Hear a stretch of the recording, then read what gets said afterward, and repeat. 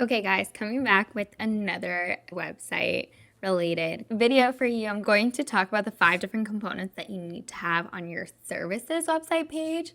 And so, if you didn't catch last week's video, that was all about my 7 tips to make sure that your website is built to convert.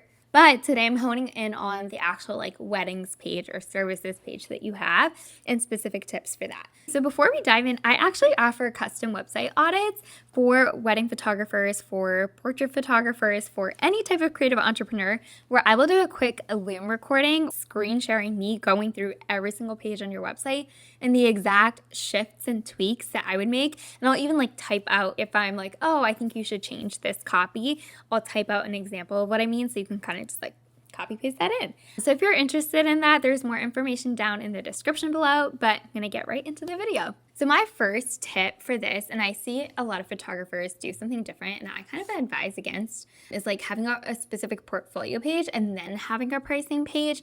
Instead, I really recommend, especially if you're trying to grow into higher end weddings and luxury level weddings, you're charging a little bit more than the average photographer for your weddings. This is what I recommend doing instead.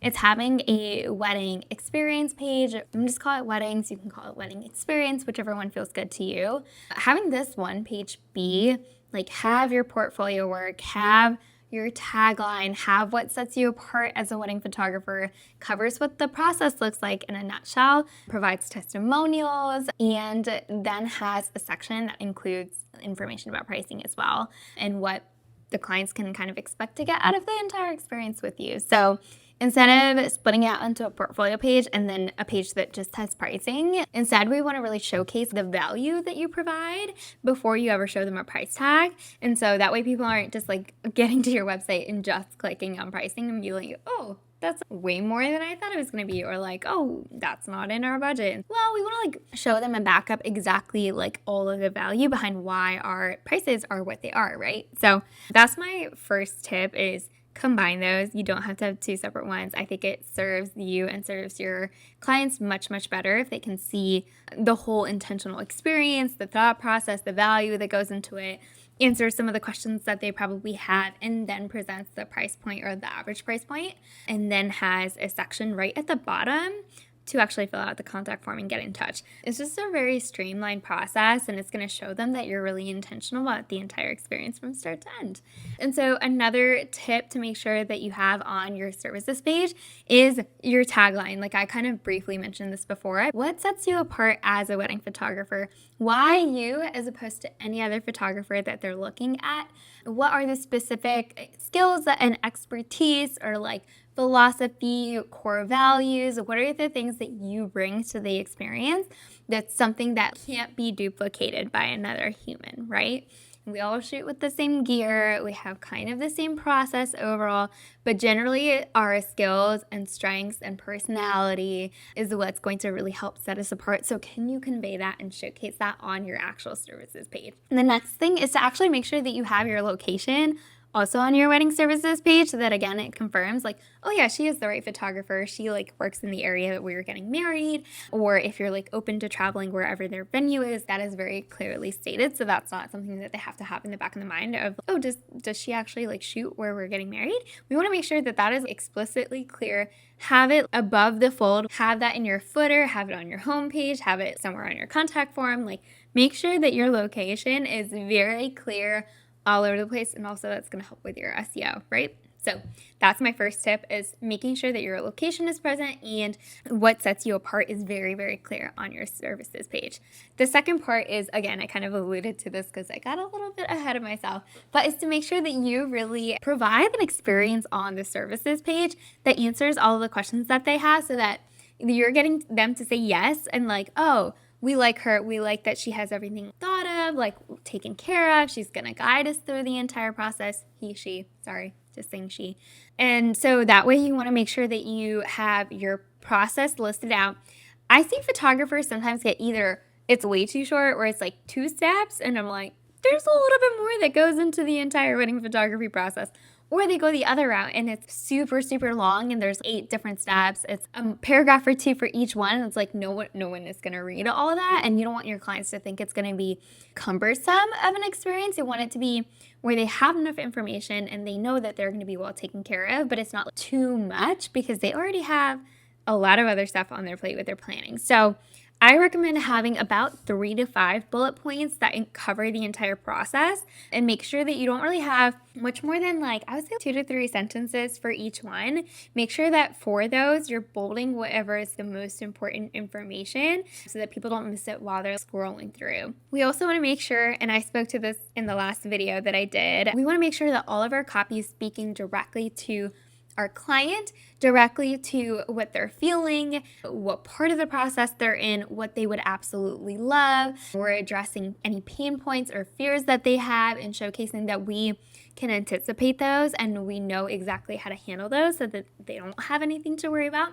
Make sure that your copy is incredibly client specific. Is specific too. We don't want to be super vague, right? We want to really specific will help them actually feel like they're in the words that they're reading, and is focused on what they want and what they want to get out of the experience and how they want to feel throughout the experience too. Super important. The next tip is to make sure that you have your average investment listed on your experience page. And so I talked a little bit more about why having pricing in general on your website is a really big deal in last week's video. But for today, I really hear the question of, should I include my starting price or should I include the average price? And I always tell people, if you're going to include the starting price, also include the average price on there so that people don't just hear, oh, you start at $3,000 and then they automatically expect that a full 8-hour wedding day with the engagement session and with an album or something, like all of that is at $3,000. If you say, oh, I start at $3,000 but the average investment is $4,500, like you want that $4,500 package to be the one that most people go with. And you want to make sure that people aren't coming to you thinking they only need to have $3,000 allotted, but like everything that they want is in the $4,500 package.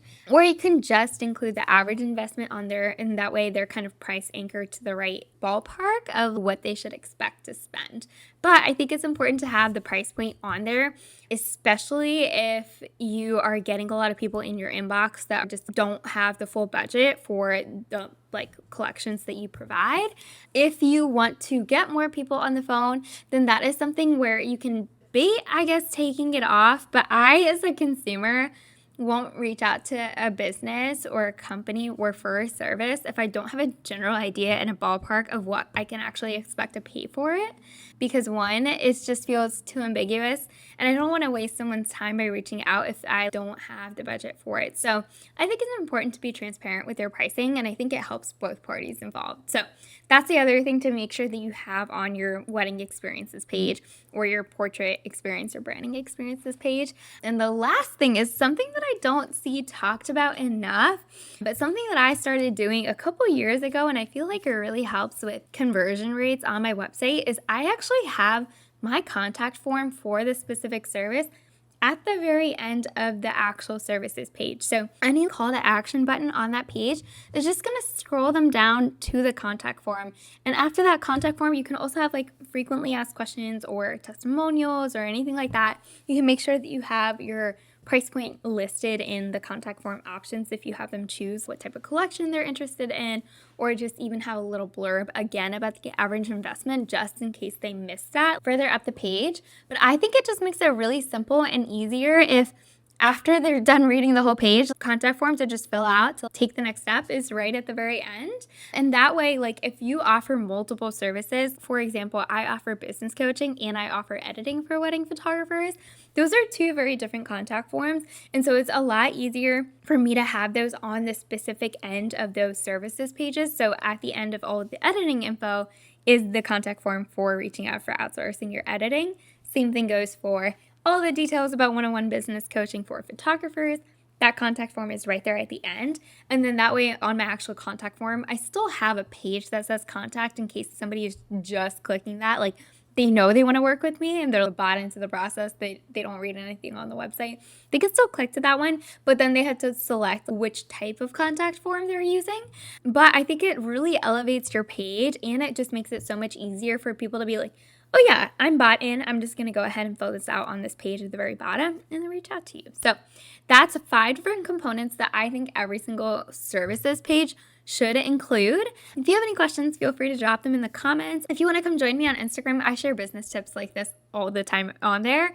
I'm at Manali Sontake, and I'm actually offering custom website audits for wedding photographers and creative entrepreneurs, where I will do a 30-minute video recording of me going through your entire website, every single page, and giving you my thoughts and feedback of exactly what to tweak and shift and change from both a copy, portfolio, design perspective as well, for more conversions on your actual website. So if you're interested in that, feel free to look down below. It's going to be a link in the description, and I will catch you guys in the next video.